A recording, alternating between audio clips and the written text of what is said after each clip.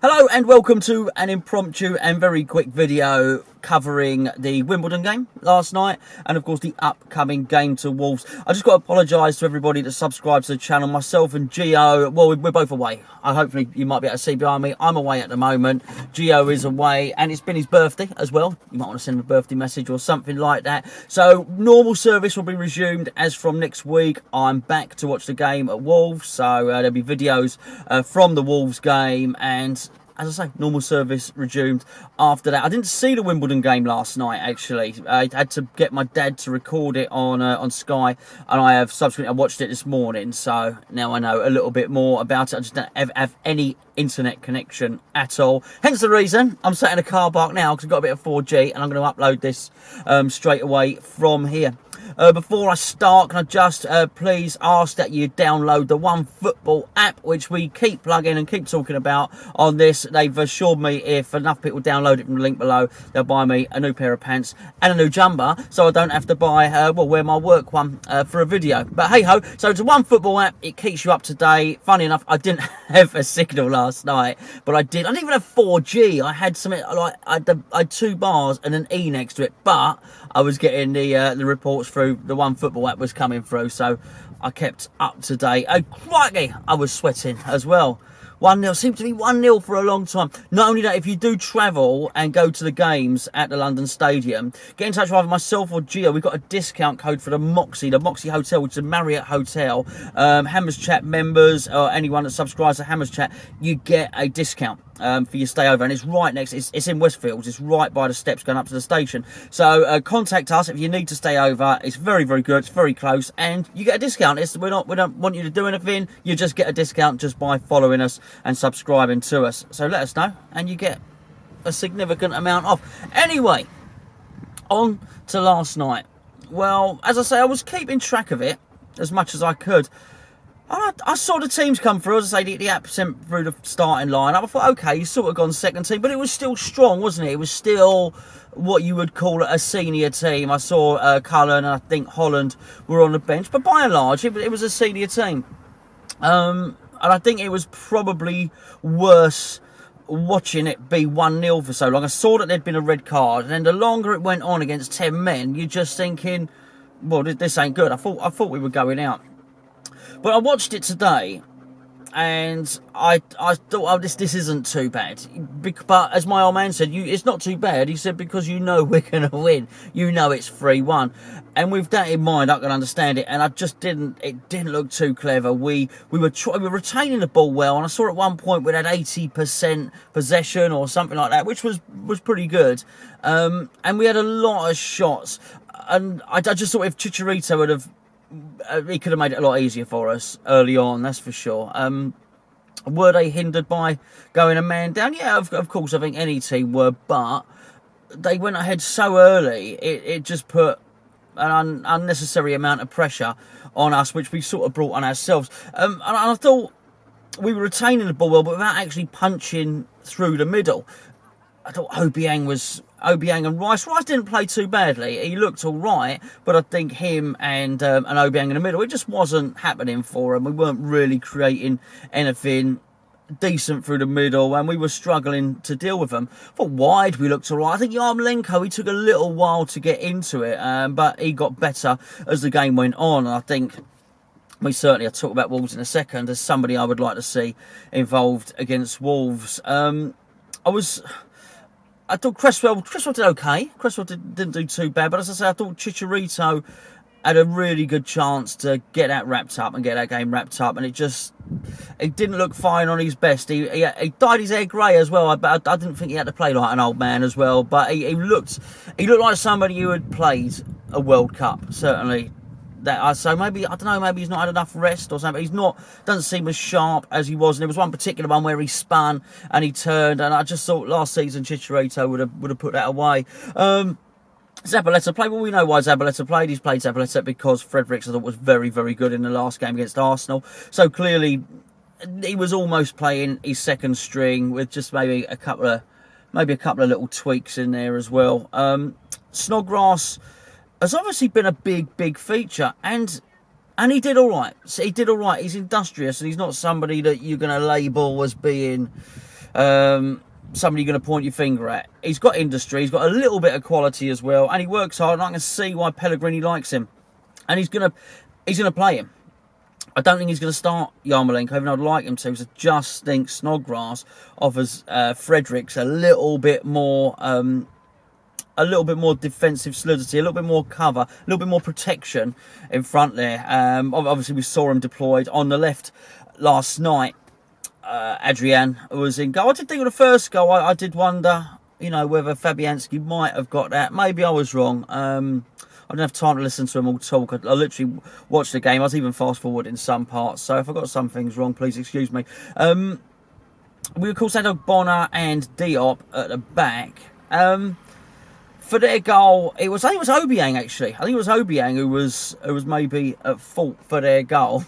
That geezer's just walked past thinking, why is that guy in the van talking to himself? Well, hey, we know why. He doesn't. He thinks I'm mad. Anyway, I thought Obiang was a little bit at fault for that goal. And, yeah, so I'm not sure how much Obiang's going to feature now for Pellegrini.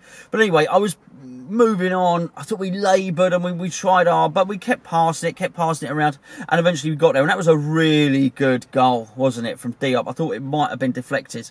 But no, he hit it true and hit it good. And what I quite liked was he almost tried to take the game by the scruff of the neck, because he banged a header onto the bar less than 5 minutes afterwards. And I thought, okay, now you're seeing some of his qualities come through. So I was pleased for him. Whether he'll start next game, I don't know. What I do think was quite telling was the Declan Rice was still played in midfield. I thought if there was ever a time where Pellegrini was going to play him at the back, it would have been that game. But I think we've seen Pellegrini don't fancy him as a centre-back, because that was his chance to play him there. And he didn't, which I was a little bit disappointed. So I think if he's not going to play him against AFC Wimbledon, there's no way Pellegrini is going to play Declan Rice against any of the other teams. I just don't think you're going to see him as centre-back. Listen, we've not going to done a cup of tea this week. While we're talking about it, because I've not even done a video, the Declan Rice thing, obviously I've got the paper and I get the odd bit of internet, and I think he's been really poorly advised with this England thing. And not just with the England and the Republic of Ireland thing, and not just that either. I think with the whole West Ham contract thing and all the rest of it, whoever's in his ear, his advisor, he's doing a very, very poor job. Because anyone with any sort of ounce of sense would have said to him, look, just make your decision, whether it's Republic of Ireland, whether it's England. Personally, I think you should stick with Republic of Ireland, because he played for, what is it, 115, 16, 17, he's played for him. Yes, is he English? Yes, but I would choose, if I was him, I would choose Republic of Ireland. Maguire's young, Gomez is coming through, Stones is young. England aren't crying out for defenders or defensive midfielders. I mean, England are crying out for maybe a little bit more on the strike in front, and certainly attacking midfielders. So it's not like Rice walks in and becomes a regular for the England team. And also, I think the same with his advisors advising him on, holding out for a contract at West Ham. West Ham's a good club for Rice. Rice ain't walking out and going and getting in Man City's team or whatever. He might get in Man United, to be fair, but he's not walking out and getting into one of the top teams. He is just not. So I just think he's poorly advised. But on the international thing, I just wonder if his advisor might have said to him, look, mate, let's just keep quiet, make your decision, make it quietly, then we will announce it once the decision's made. Anyone with any common sense would have said, actually, you're going to upset a whole nation here by going public on this. Even though it's Martin O'Neill that's released it. But clearly Declan Rice has said to Martin O'Neill, I want a little bit of time to decide. He should have decided before now.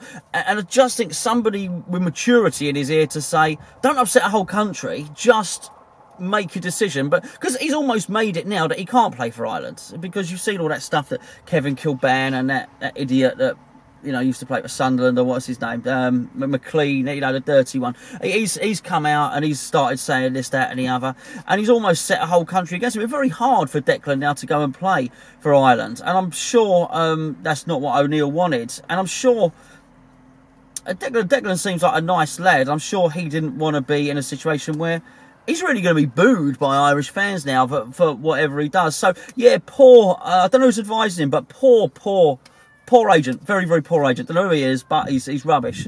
Absolutely rubbish. Anyway, there we go. Moving on to the Wolves game. I'm still a bit worried. About it, I've got to say. They looked really good against Man City. Wolves did. we'll keep possession. We'll try and keep possession. That seems to be what we're trying to do, and we're starting to see a little bit of what Pellegrini's trying to do. I mean, the trouble is with the Premier League now. So we're trying to, like a renaissance, if you want. It's almost not too late. We're almost starting it a couple of seasons too late, because the Premier League seems ruthless now. Did you see how Fulham played, for instance? I managed to watch Match of the Day 2 or whatever it was. Fulham looked brilliant. Wolves look good now as well. I mean, Burnley have suffered a little bit, but with Burnley, maybe Cardiff, I'm not seeing too many whipping boys. It's now a situation where a lot of the people coming up from the Championship, they're spending 100 million, they're spending 50 million. Leicester look good. A lot of these teams look good, so it's not a case of, you know, like West Ham, we get to spend 100 million and we can go and just do a number on these guys. I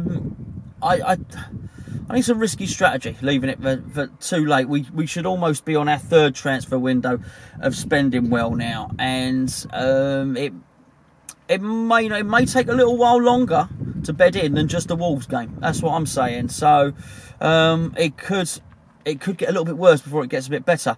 So I'm not confident. I might make a prediction. I think we'll do well against Wolves to get a draw. I really do, and that is me being optimistic.